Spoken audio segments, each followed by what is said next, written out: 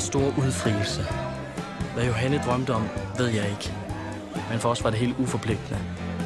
Det var blevet forår, og det havde været sidste skoledag for resten af livet. Twisted shout, twisted shout.